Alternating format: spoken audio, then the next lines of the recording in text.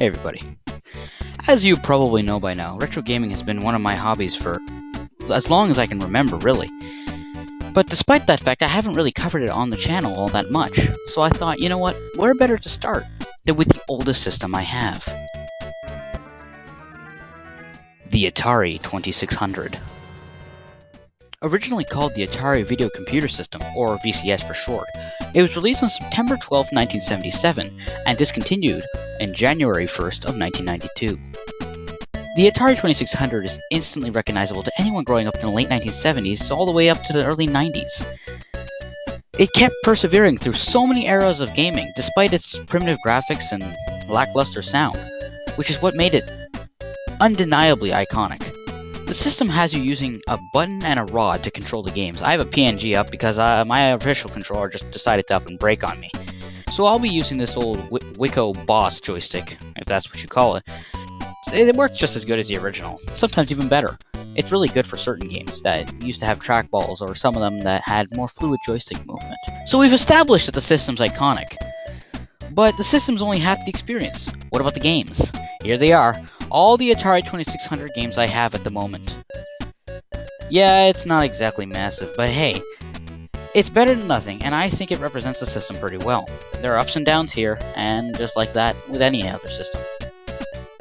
There are a few other games that I would really like to acquire at some point in time. Namely, The Empire Strikes Back, Halloween, Solaris I think, Pong, Video Olympics, Warlords, Super Challenge Baseball, Super Challenge Football, and a few other ones like Hero. But enough of me talking. Let's get to the games, shall we? I'll review them in alphabetical order, from top to bottom. First up, Adventure, from 1978, 79, or 80. No one really seems to know on the internet. Though the graphics are extremely simple, especially by today's standards, the game is still very, very enjoyable. Though a bit cryptic and a la Legend of Zelda. But you have to cut us some slack. Nothing like this had really been done up until that point. Adventure is named so broadly because it was still a really empty market. So, conveying what a game was about was a pretty simple task. You just needed a very slightly vague title, a single compound word for most earlier games. Want to know a fun fact? Well, too bad! You're gonna know it anyway. Fun fact. Adventure was the very first video game to ever include an Easter egg. Programmer Warren Robinette decided to hide his name in the game, knowing that because at the time, most Atari employees would not get very much recognition for the games they programmed, he decided to hide his game inside of the game, rather than just accepting the fact that his name would be nowhere on the box. That fact alone was so cool that it ended up being the entire plot for the third act of the best-selling book and 2018 movie, Ready Player One. That movie is really cool, by the way. It's so cool, I have a poster of it sitting next to my recording desk upstairs. Next up, Asteroids. Originally an arcade game from Atari, released in November of 1979, it received a port for the 2600 later that same year. The game is pretty simple in concept. It consists of you, this tiny spaceship, trying to blast the asteroids, and then just trying to get as many as you can before you die, achieving the high score. Pretty simple, right? Right? Wrong. This game can be quite hard, in fact, but it does not detract from the experience. In fact, it makes it better. Really short, high-score-based games like these wouldn't actually be much fun, in my opinion, with that difficulty factor in the first place. It keeps you coming back, always trying to better yourself. It makes for a great afternoon alone, or just a bit of a fun contest with friends. Overall, though it may be a bit dated, Asteroids is still an entertaining game to play today, and I fully recommend it to anyone who owns an Atari. Okay. Third is the game Astro Blast. It's more or less just a bootleg version of Astro Smash, which was a game released in television, I believe, by Mattel Electronics in 1981. Astro Blast has you at the controls of a space laser cannon trying to stop incoming ships while avoiding meteors and other debris. The gameplay is super fast-paced and sometimes mildly stressful, making it a blast to play. See what I did there? Most comparable to Space Invaders or Galaga, but at a faster pace. Is it fun? Well, yeah. Is it intuitive? Kinda. Does it hold up today? Not really. That's the problem, isn't it? In my opinion, there have been dozens of better space shoot-em-ups since this game. My advice, just go play Galaga on NES or something. Alrighty then, What's next? Let's see here. That would be Basketball from Atari, released in 1982. Though it's probably one of the most basic games in my entire library of stuff I've got here, I will be caught dead in the ground before I disagree with anyone who says that this is one of the best games I've ever played. This game is rad. It's probably got the most basic graphics you've ever seen, the most simple sound cues ever. It's the way the players stomp around when they move, etc. All these different things together is what makes it so much fun. But none of those terrible things stop it from playing so well. This is a lot of fun to play with a friend. There's just very, very, very minuscule details that they just couldn't get right, which keep it from being perfect. For example, when you select the one-player mode, you get the two-player mode, and when you select the two-player mode, you get the one-player mode. How did that happen? The ball is a square. Yeah, this was before circles were invented. Berserk is 5th. This was also an arcade game when it was originally released, back in 1980. Berserk is known for being the first arcade cabinet to utilize synthesized speech, although that iconic feature is sadly lost in this port. Which, by the way, came out in 1982. But, despite that fact, this port still plays relatively well. The graphics translated pretty well from the arcade version, which, seeing how it wasn't all that visually advanced to begin with. This is another one of those games that is purely high score based, making it good for competitions or parties. However, I personally find this game to have very little replayability, which is unfortunate because it's super fun the first time around. My recommendation? Play it at least once if you have the chance. If you like it, buy it. It sells for only a few bucks nowadays. Here's a very simple game. Combat. It was one of the earliest Atari games. In fact, it was one of the original launch titles from 1977. The ironic thing is, out of all the titles in my library, I think it's one of the ones that holds up the best gameplay-wise. Graphically, it's nothing special. Which could be expected by now, it's Atari, okay? But gameplay-wise, this is a great time. It does have a single-player mode, but it's worthless compared to the multiplayer, which is a blast. This was one of the first games I got with my Atari, and I had a blast playing it with my siblings as soon as we got home from the store. There are two games here, Air Combat and Land Combat. Air Combat has you controlling jets and biplanes and things, while Land Combat has you controlling, I believe it's tanks. Yes, it has you controlling tanks. Tanks are cool.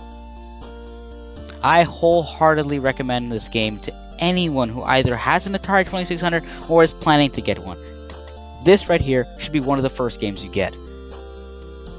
It's a blast, it's simple to play, and it's not very expensive. I think this cost me like $2, maybe? Good deal. Defender is up next. It's more or less your standard side-scrolling shooter. Think Gradius or R-Type or something like that. To be honest, there's nothing special here for me, but not to say that it's a bad game or anything.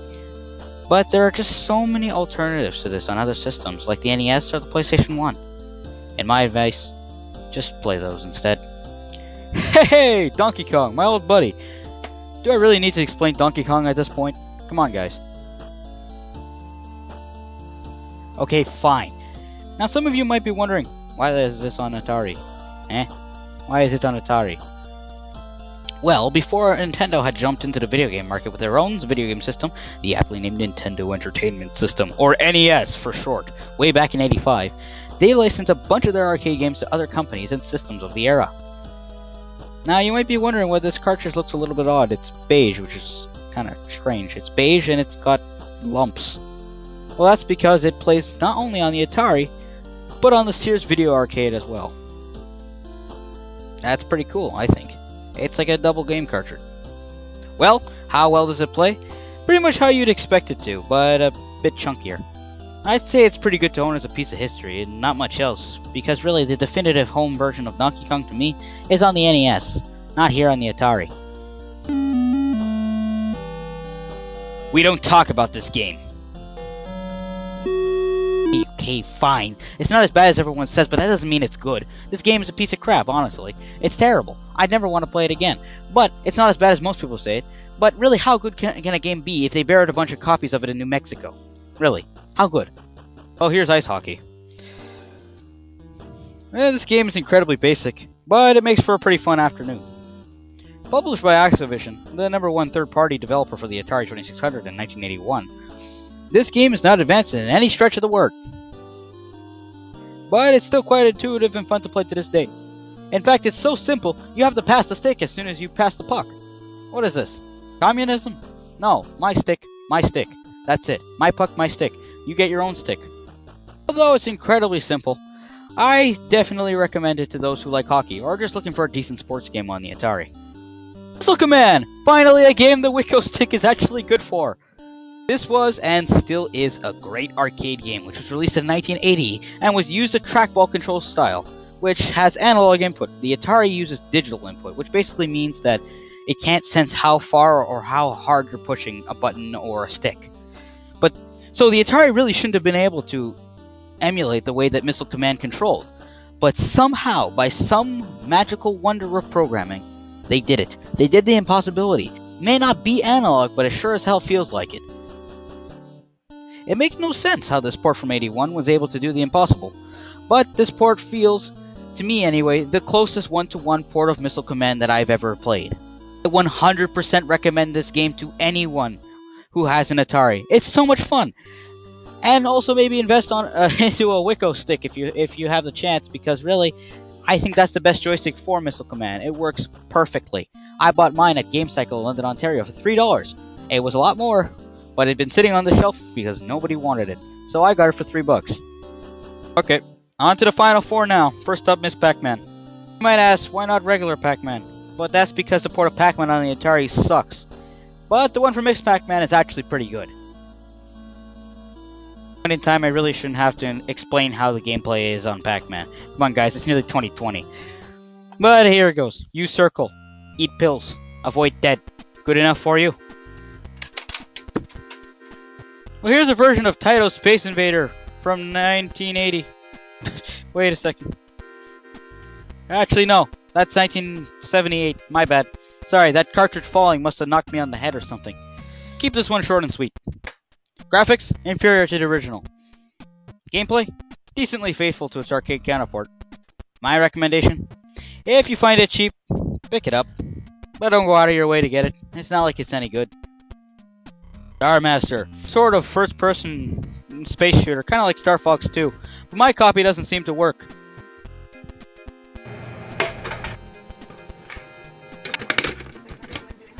And finally, we've reached the final game. Yard's Revenge. The gameplay is pretty simple. You're this fly and you want to destroy that thing on the right, but it has a shield. You gotta chip away at that shield, and then your cannon appears. You gotta fire it and quickly move out of the way, because I guess you can't be behind the thing when it shoots, because reasons. I don't know. Anyway, it plays well, but it's a little confusing at first. It took me a while to figure out what the heck I was supposed to be doing. Nonetheless, I recommend it to anyone who likes flies, cannons, and Atari.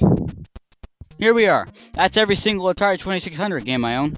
I mean, I do own this Atari plug-and-play thing, but I don't think that really counts. There's also my Nintendo, a fully functional NES within the bowels of an old facet calculator. They can play Atari games with a special adapter that can be purchased. But when the heck am I ever going to talk about this thing? Anyway, hope you enjoyed. Merry Chrysler and Happy New Year. I'll see you next one anyways. Bye-bye.